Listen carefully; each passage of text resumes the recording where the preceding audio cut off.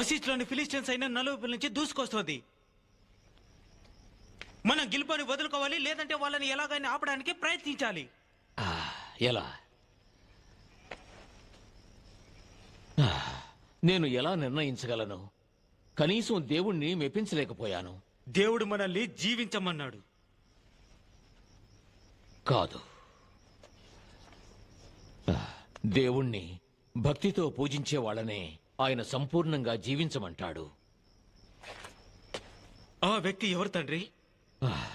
మత గురువు శామ్యూల్. ఇంకెవరు? అతను మరణించాడు. నాకు తెలుసు అతను మరణించాడని.